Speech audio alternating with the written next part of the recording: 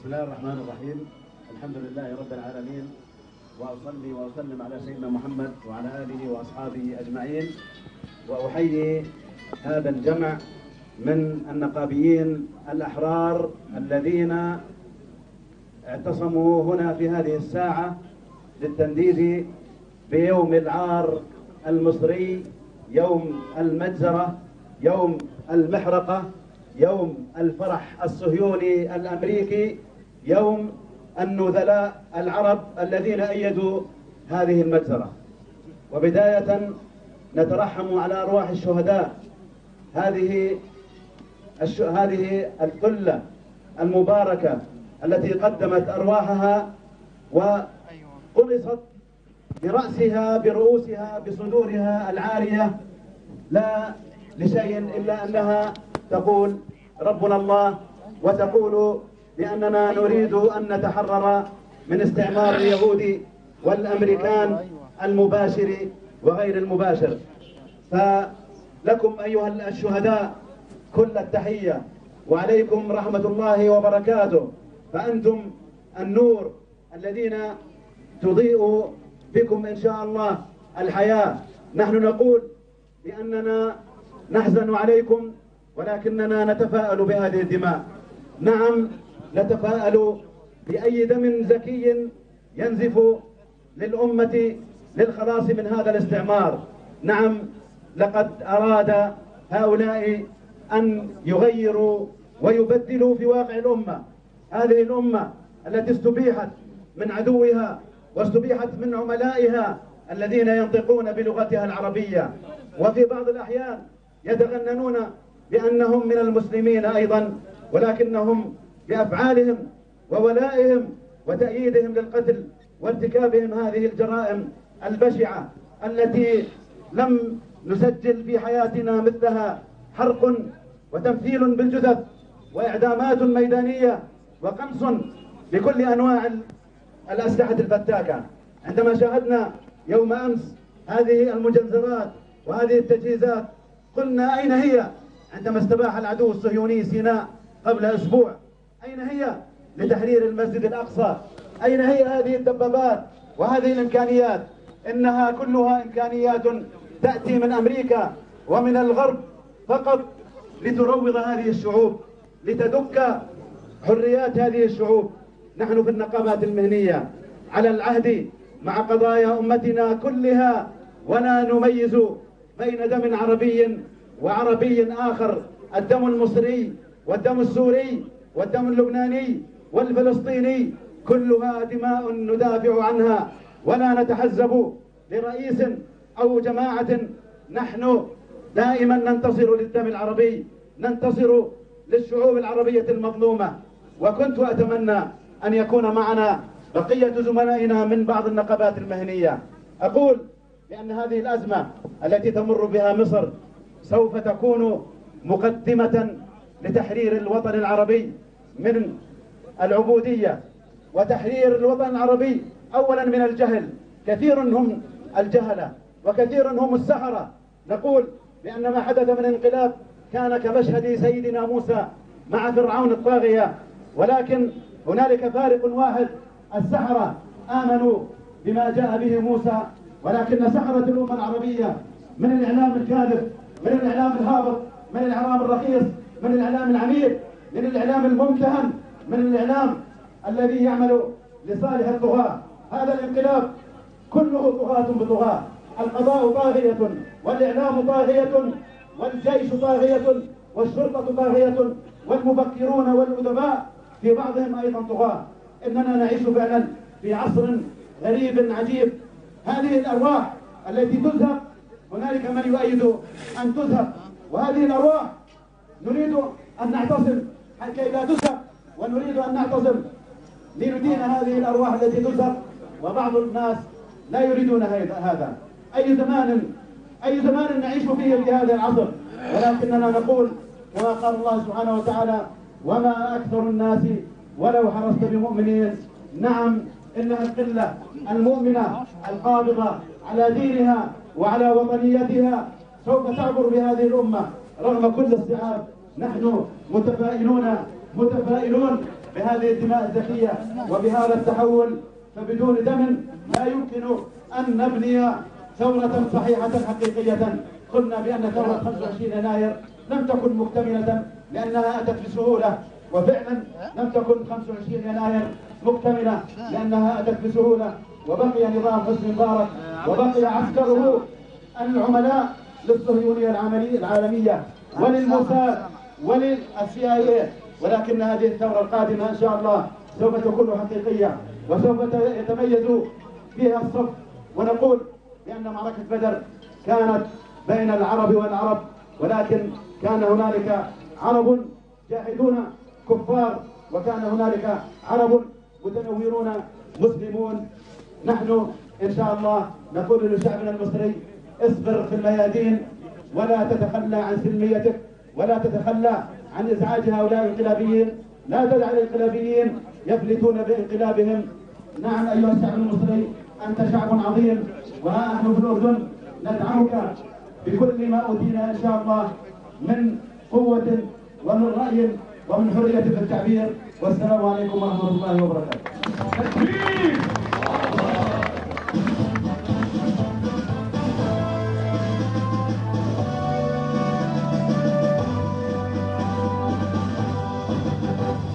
إذا الشعب يوما أراد الحياة فلا بد أن يستجيب القلب، ولا بد للغيب أن ينتهي، ولا بد للغيب أن ينكسر.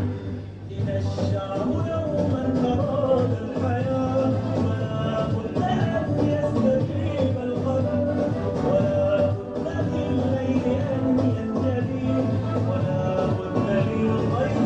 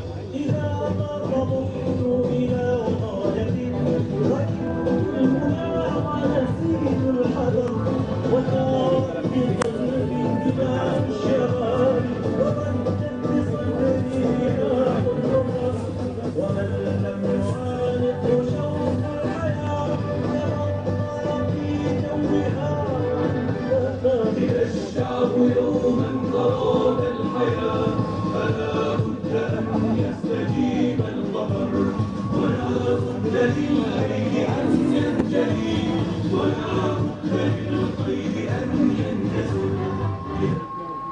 تكبير! الله أكبر! يسقط حكم العسكر! يسقط حكم العسكر! يسقط حكم العسكر! يسقط حكم العسكر! أيوة بهدف ضد العسكر! أيوة بهدف ضد العسكر! أيوة بهدف ضد العسكر! أيوة بهدف ضد العسكر! ما تعبناش ما تعبناش ما تعبناش ما تعبناش ما تعبناش ما تعبناش ما تعبناش ما تعبناش. ثورة كاملة يما بلاش! ثورة كاملة يما بلاش! ثورة كاملة يما بلاش! ثورة كاملة يما بلاش! ثورة كاملة ثورة شيل! ثورة كاملة كاملة ثورة شيل، ثورة كاملة ثورة شيل، ثورة كاملة ثورة شيل، كل خاين وكل عميل، كل خاين وكل عميل، كل خاين وكل عميل، كل خاين وكل عميل. تكبير. الله أكبر. يخرج علينا بعض المفكرين والنقاد وبعض النقابيين أننا يجب أن نبعد عن الوضع المصري. ذكرنا الوضع المصري. اجتماع يدوب نقوم بإصلاحاتنا، يدوب نقوم بتحرير أحرارنا، لكن مصر لحالها كما هي سوريا لوحدها. وأقول أن مجمع النقابات من 2008 لما الكيان الصهيوني شن حرب على قطاع غزة وفلسطين المحتلة، كانت أول مسيرة تطلق في العالم أجزم كانت في مجمع النقابات المهنية، وهذا شرف في مجمع النقابات المهنية.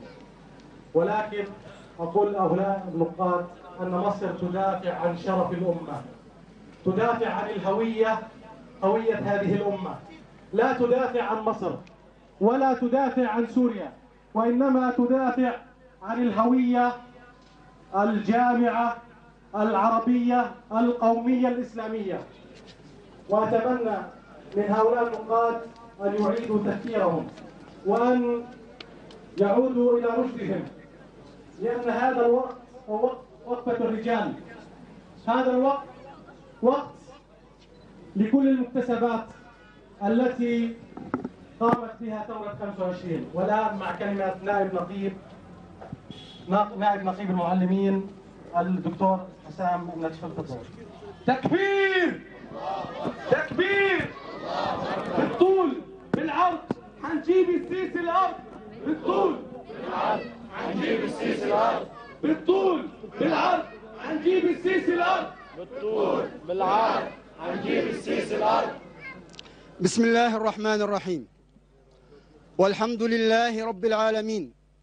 الحمد لله ناصر المستضعفين، الحمد لله قاهر الجبابرة المجرمين، الحمد لله ناصر أولئك القائمين على أمره المرابطين على ثغوره، والصلاة والسلام على رسول الله وعلى آله وصحبه ومن والاه.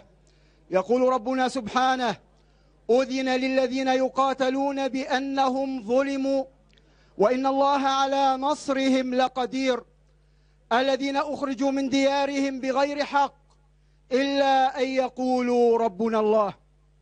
في هذه الأيام حرب عالمية على الإسلام، حرب تقودها أمريكا واليهود، ليست في مصر فحسب، بل في مصر وفي امتدادها على الساحة العربية، في مصر والشام، في فلسطين أيضا، في كل بقاع الأرض. يراد للإسلام أن لا تقوم له قائمة، إنما هي الحرب العالمية على دين الله وعلى أمة الإسلام. حرب منذ فجر التاريخ، منذ أن خلق الله الأرض وما عليها بدأت الحرب مستعرة مستمرة ولن تنتهي، لكن الحق فيها ظافر بإذن الله تبارك وتعالى. ومع كل ما يحدث للمسلمين في ماضي الأمة وحاضرها، إلا أنها أمة غالبة منتصرة بإذن الله تبارك وتعالى. ما يحدث اليوم هو وأد للديمقراطية، وهو قتل للحرية وقتل للكلمة.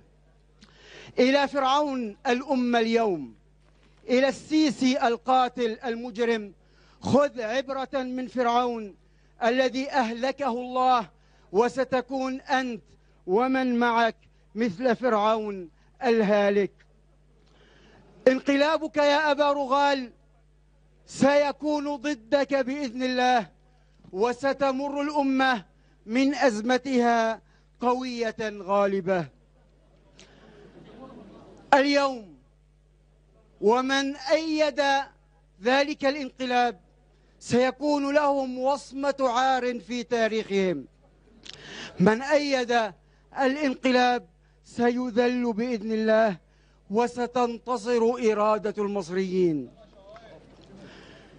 تكبير! تكبير! الشرعية بالانتخابات! الشرعية بالانتخابات! مش على ظهور الدبابات! مش على ظهور الدبابات! يسقط حكم العسكر! يسقط حكم العسكر! انتوا معاكوا ضرب النار! انتوا معاكوا ضرب النار! احنا معانا عزيز جبار! واحنا معانا عزيز جبار! أيها المتآمرون، سجلت عليكم وصمة عار في تاريخكم، فأنتم شركاء في الجريمة وأيديكم ملطخة بدماء المصريين. أيتها الأنظمة العربية الغبية المعادية لشعوبها، اعلموا أن إرادة الشعوب غالبة، وأنكم إلى انتهاء، وأنكم إلى بوار. إلى دولتنا الأردنية وإعلامها الرسمي: صمتكم عار، ألا فلتكن لكم كلمة. مصر اليوم ترسم الطريق. مصر اليوم تضع للأمة طريقها نحو نصر قريب، وما الدم الذي نرى إلا بشريات النصر. ولا يبني الممالك كالضحايا، ولا يدني الحقوق ولا يحق، وللحرية الحمراء باب بكل يد مدرجة يدق، وللأوطان في دم كل حر يد سلفت ودين مستحق. ستنتصر. تكبير! عسكر عسكر عسكر ليه؟ عسكر ليه؟ حسني راجع ولا ايه؟ حسني راجع ولا ايه؟ عسكر ليه؟ هي فوضى ولا ايه؟ لن ترهبونا. الدم الزكي بداية النصر، قطرات الدم إنما هي وقود المعركة نحو نصر الأمة. وصدق الشاعر القائل: أقسمت وإني منتظر أن الإسلام سينتصر، والحق ستعلو رايته، وجموع الباطل تندحر. حدد موقفك، إما مع الحق وإما مع الباطل. نقوم اليوم بواجب شرعي، نأمل من كل حر أن يؤدي واجبه نصرة لدينه ونصرة لأمته. والسلام عليكم ورحمة الله وبركاته. فإن الدهر له يومان، واصنع ما شئت فإن الحدث على دوران. فإن الدهر له يومان، واصنع ما شئت فإن الحدث على دوران. لن ينفع مال، لن ينفع جاه، لن ينفع مال. والكلمة الآن مع حر من نقابة المحامين، عضو مجلس نقابة المحامين، الأستاذ يحيى أبو عبود، في كلمة لا تزيد عن 3 دقائق. بسم الله الرحمن الرحيم. الحمد لله والصلاة والسلام على رسول الله. الحمد لله ناصر المؤمنين وهازم المنافقين.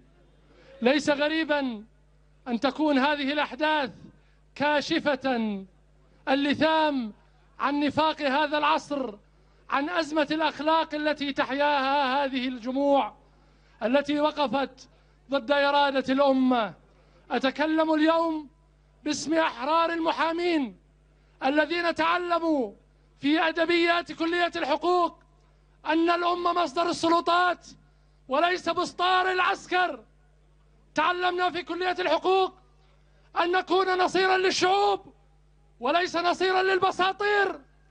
تعلمنا في كلية الحقوق أن الأمة تعبر عن إرادتها بالصناديق، لا بالفنانين والفنانات، لا برجال إلهام شاهين، ولا بسقط فلول النظام البائد الذين دسنا عليه ببساطير الثوار. ليس غريبا أن يجتمع هذا الانقلاب الشيطاني مكونا من العسكر الذين ذاقوا الأمة هزائم العصر. لن ننسى رقصاتهم مع الفنانات في 67، وطائرات الصهاينة تغتصب الأجواء العربية. العنصر الثاني في الانقلاب كان فلول النظام السابق، النظام الذي جرف الأمة اقتصاديا وثقافيا وقانونيا. والعنصر الثالث هم طنابير الانقلاب، بني علمان الجدد، العلمانيون الذين كشفوا عن وجوههم الحقيقية، الفاشلون في الانتخابات النيابية، الفاشلون في الانتخابات الرئاسية. هؤلاء كانوا دما لهذا الانقلاب. ليس غريبا أن لا يدينوا مجازر الأمس، ليس غريبا، فهم أول من ارتكب المجازر بحق هذه الأمة في اليمن وفي سيناء وفي العراق وفي سوريا وفي الجزائر. الديمقراطية هي حكم الشعب. كيف يعبر الشعب عن رأيه؟ يعبر الشعب عن رأيه بالصناديق. 5 مناسبات دستورية عبر الشعب المصري عن رأيه، وكانت النتيجة الثقة بالإسلاميين، ولكنهم لم يرضوا هذه النتيجة التي كشفت وجوههم الحقيقية عن نفاقهم تجاه الإسلام. ليس غريبا أن يقول الله فيهم: هم العدو فاحذرهم قاتلهم الله أنى يؤفكون. إنما جرى بالأمس مجزرة حقيقية ينطبق عليها وصف جرائم ضد الإنسانية. لن يفروا بفعلتهم، لن يفروا بإجرامهم الذي صبوه على هؤلاء المعتصمين الذين حاربوهم بالسلمية.